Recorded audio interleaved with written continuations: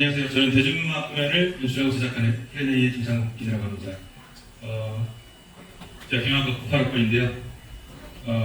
이렇게 목요에서 강연을 하게 돼서 굉장히 기분이 좋습니다. 그래서 저는 오늘 K-팝을 넘어 K-콘서트를 만드는 일, 그 여정을 수학하다라는 제목의 이야기를 준비했습니다. 일단 수학을 하려면 여러분이 또 많이 듣게 되실 씨앗을 뿌려야겠죠. 네, 그래서 제가 어떤 씨를 뿌리게 되었는지부터 얘기를 해보겠습니다. 제가 콘서트에 입문한 참여자인데요. 항상 받는 질문 중에 하나가 안 지겹냐? 뭐 이런 질문을 가장 많이 받고 뭐 어떻게 한 가지 일을 그렇게 오래 할 수 있냐? 이런 질문도 많이 받습니다. 그래서 이 질문을 하도 많이 받으니까 답을 굉장히 오래 생각을 했었거든요. 근데 이 답을 제가 몇 년 전에 유튜브를 보다가 이 영상을 보고 찾게 됐습니다. 한번 보시죠.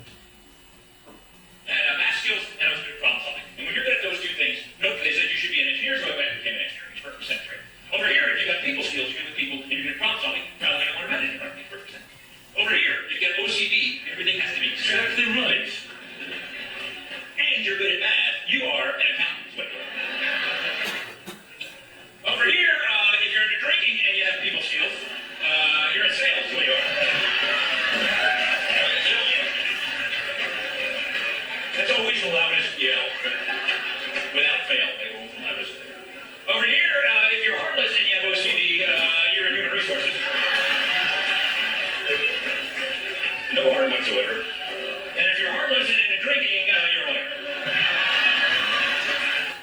네, 이제 각자 사람이 가진 어떤 기질이나 취향이나 이런 것들이 본인의 직업과 어떻게 연결되는지에 대한 약간 유머였는데 저는 사실 이 영상을 보고 되게 깜짝 놀랐고 저 스스로를 돌아보게 되었어요. 그랬더니 제가 유소년기에 10대, 20대 때 아무도 저에게 시키지 않았지만 저에게 스스로 꾸렸던 씨앗들이 있더라고요. 그래서 그 씨앗이 뭔지를 찾아봤습니다. 그 첫 번째는 대중음악이었습니다.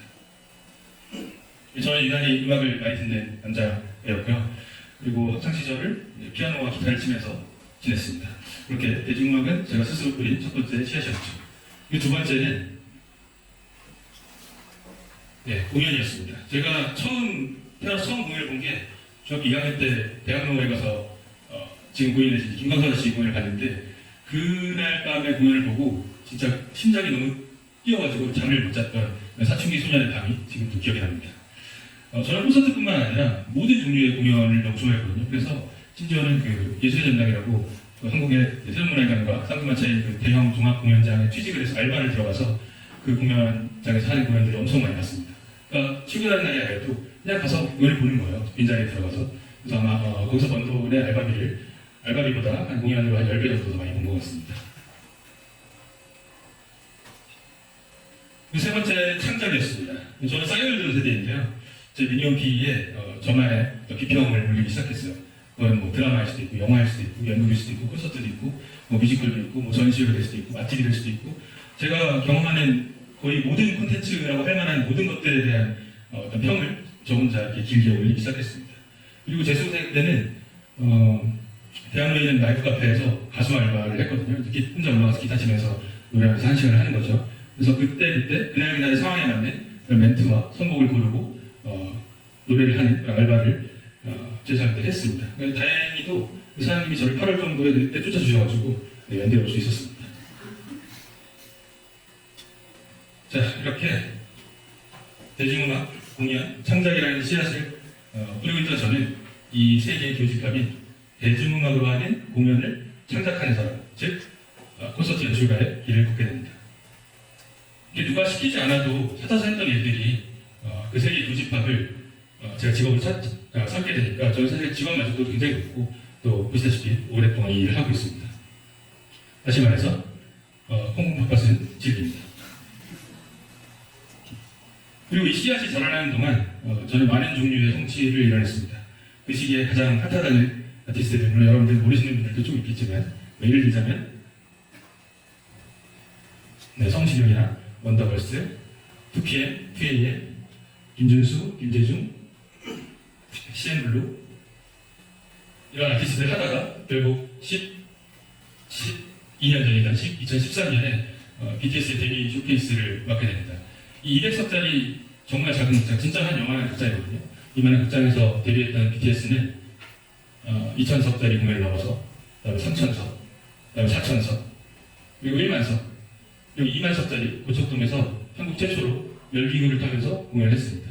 그리고 대망 2019년에 K-팝 사상 첫 스타디움 월드 투어로 마침내 웨블리 스타디움에 설 때까지 저는 공연의 총 연출로 또 프로듀서로 이 위대한 여정을 함께할 수 있었습니다.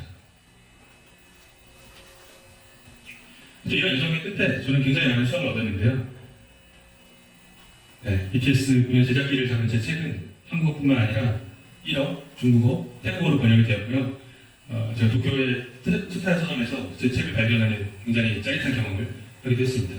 또 이 책 덕분에 또 여러 신문에도 나오고, 뭐 방송에도 나오고, 뭐 유튜브에도 나오고 등등등 했습니다. 그리고 또 콘서트 업계에서는 최초로 대한민국 콘텐츠 대상에서 국무총리 표창을 받게 됐습니다. 그리고 또 공연 기획과의 겸임교수가 되게 됐습니다. 콘서트 연출가로 누릴 수 있는 모든 영광을 다 수확했다고 할 수 있습니다. 그리고 네, 기분 나쁘신 건 아니죠? 네. 열심히 했으니까요. 네, 이런 거 할 수 있잖아요. 네. 그리고 이제 2020년이 됐죠. 세상에는 믿을 수 없는 일이 일어났습니다. 코로나죠. 네. 당시 저는 에이티즈라는 팀의 유럽 투어를 준비 중이었는데요. 아시아에서 코로나가 먼저 확산되자 유럽에서는 아시아가 항공편을 모두 셧다운하기 시작했습니다. 그래서 이러다가 유럽에서 투어를 시작해야 되는데 유럽에 가지 못하겠다라고 생각을 해서 예상보다 일주일 전에 한 5, 60명 되는 투어팀이 모두 다 마드리드로 출국을 합니다. 근데 출국해서 마드리드에 도착하자마자 그 다음날부터 유럽의 도시들이 한 도시씩 셧다운이 되기 시작합니다. 오늘은 파리 셧다운되고 다음날은 런던 셧다운, 그 다음날 베를린, 이런 식으로 하루하루 셧다운이 되고 마지막으로 마드리드까지 셧다운이 됐고요. 그래서 저희는 경유편 비행기를 겨우겨우 구해서 한국으로 돌아오게 됩니다. 네, 그 이후로는 다들 아시다시피 사람이 모이는 행사들이 다 취소되었고 당연히 공연도 취소됐죠. 그래서 저는 하루아침에 홈프로텍터가 됩니다. 회사 직원들을 휴직도 시켜보고 집에서 좀 놀아, 재택해, 그동안 힘들었잖아, 그런 일 해보고 또 정부 지원금도 받아보고 했는데 주업인 이제 공연을 못하니까 사실 방법이 없더라고요. 저도 그렇고 직원들도 대부분 제 살 길을 찾아가야 했습니다. 저는 그때 세상이 굉장히 원망스러웠어요. 왜냐하면 나는 이렇게 큰 성취를 얻었고 나는 이제 일적으로 굉장히 이제 탄탄대로에 올라선 것 같았는데 세상이 공연이라는 세상이 없어지니까 굉장히 절망적이었죠. 이렇게 홈프로텍터가 되다 보니까 집을 지켜야 되잖아요. 그래서 집에 오래 있게 됐는데 저는 그때 굉장히 생각하지 못했던 그런 수확을 하나 얻게 됩니다. 그건 바로 가족입니다. 코로나 전에 한참 바쁠 때 저는 1년에 한 3분의 1 이상 많으면 한 반 정도를 해외에 있어야 됐고 그렇지 않더라도 한국에 있으면 매일매일 야근을 하는 사람이었죠.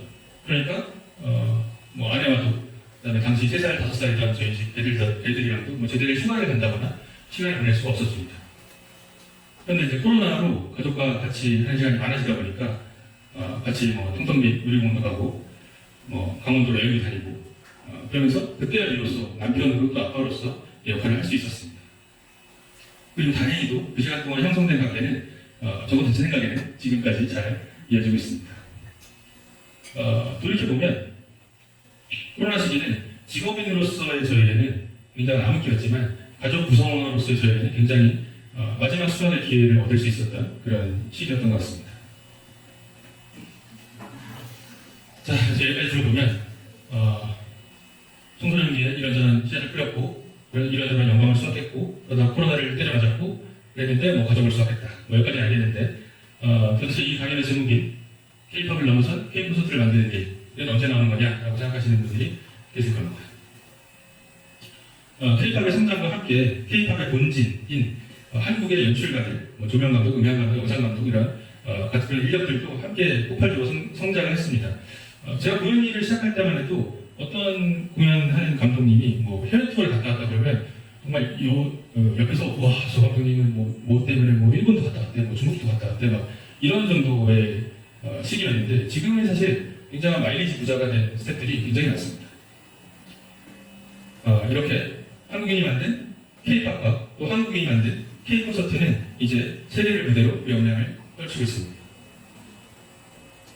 자, 그럼 이제 K-팝이 아닌 음악으로 한국의 연출가와 감독들이 만드는 K-콘서트 얘기를 해보겠습니다. 최근 3년 동안 저와 저희 회사 후배들이 같이 그래도 만들고 있는 그런 공연들입니다. 자, 뭐 아는 분이 좀 있겠죠. 트와이스의 일본인 멤버 미나, 사나, 모모가 만든 이사모라는 유닛입니다. 근데 이사모라는 유닛은 멤버들도 일본인이고 앨범도 일본에서 일본어로만 내고 공연도 일본에서만 합니다. 근데 이 공연의 연출을 저희 회사가 맡아서 했거든요. 그래서 저는 그때 좀 생각했어요. 아니, 일본은 사실 객관적으로 봐도 한국보다 훨씬 콘서트 시장도 크고 음악 시장이나 콘서트 시장이 크고, 그러니까 당연히 더 좋은 이력도 많고, 그리고 또 일본의 어떤 정서를 이해하려면 당연히 일본 연출가에게 맡기는 것이 맞다고 생각하는데, 이게 왜 한국의 연출팀이 왔을까라고 생각을 했었는데, 뭐 그때는 좀 넓게 봐서 미사모는 어쨌든 트와이스의 유닛이니까 뭐 그런 결로 따지자면 한국의 연출가를 섭외할 수도 있지 않을까라는 그런 생각을 좀 했었어요. 그렇다면 이 아티스트는 어떤 거야? 내가 3년 전 내년 여름에 플러스 86으로 시작하는 국제전화를 한 통 받았습니다. 아세븐에 있던 잭슨이라는 아티스트가 월드 투어를 할 건데 연출을 맡아줄 수 있겠냐. 근데 저도 이제 이 동네에서 한 20년 넘게 했으니까 아티스트 이름 다 들으면 저 아티스트 정도면 어느 나라 가서 몇 천석짜리 베뉴에서 몇 번 정도의 쇼를 할 수 있겠다라는 그런 관심이 다 오거든요. 그래서 저는 당연히 가세븐이 동남아에서 좀 했으니까 한 2, 3천석짜리로 동남아 4-5개 팬미팅인 듯 콘서트인 듯한 그런 공연을 하지 않을까라고 생각을 했었어요. 그런데 첫 공연장이 어디냐고 물어보니까 방콕의 임팩트 아레나라는 거예요. 임팩트 아레나가 어떤 곳이냐면 K-팝 한 18,000명 정도 들어가는 곳이거든요. 그러니까 쉽게 얘기하면 한국의 최종 경기장 KSP보다 큰 곳이죠. 네. 그래서 여기도 잡았고 그 뒤에 아시아 투어가 있는데 거기들도 다 그 도시에서 가장 큰 실내 아레나를 잡았다라고 하더라고요. 그래서 저는 그때 생각했습니다. 이거는 100% 보이스피싱인가? 네. 아니면 이 사람이 자선사업가인가? 제가 돈을 내고 일을 하려는 건 없으니까.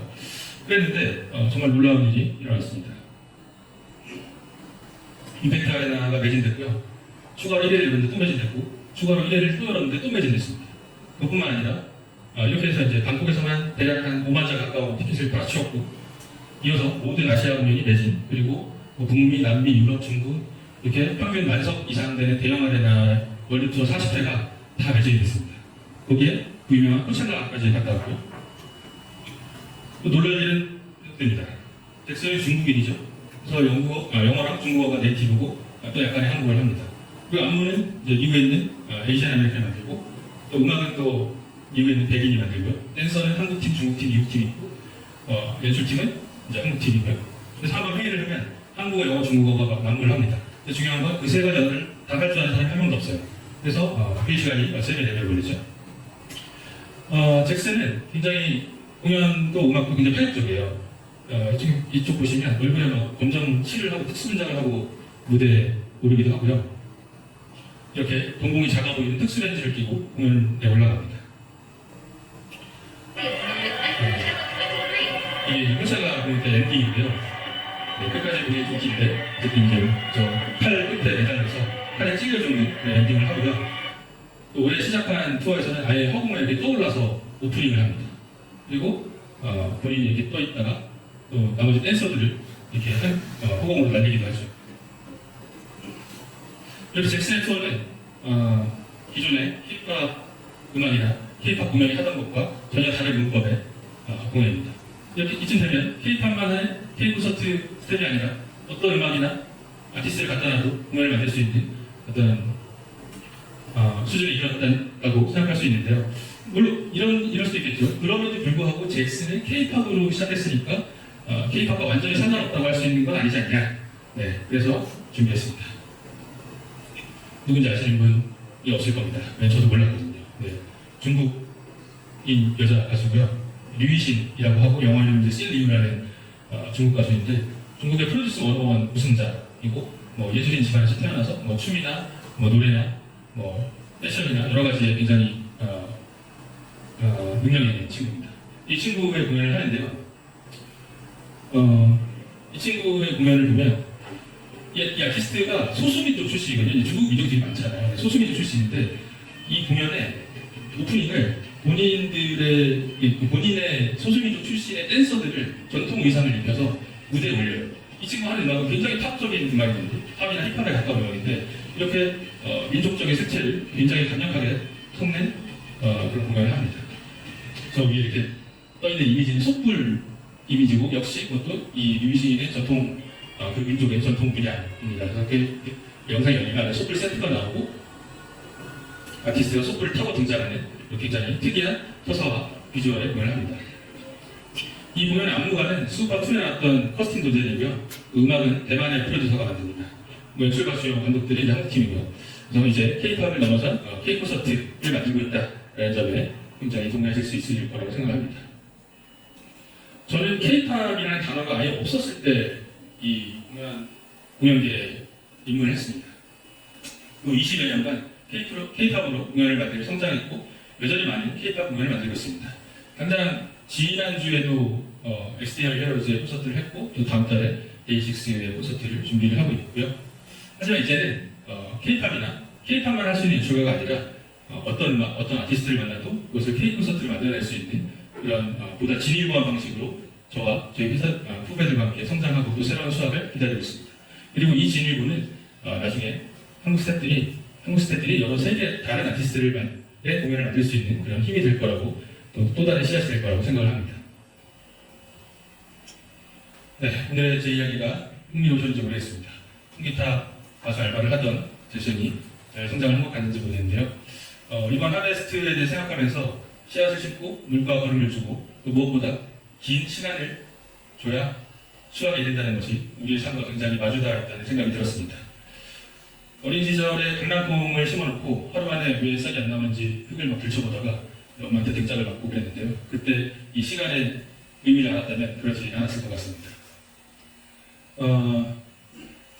이 수학이라는 행복한 순간은 그만큼의 시간을 기다린 사람에게 온다는 것을 이번 테드 연세를 준비하면서 다시 한번 깨달았습니다. 그게 인생의 수학이든 SM 교백이든 말이죠. 네, 오늘의 제 이야기는 여기까지입니다. 감사합니다.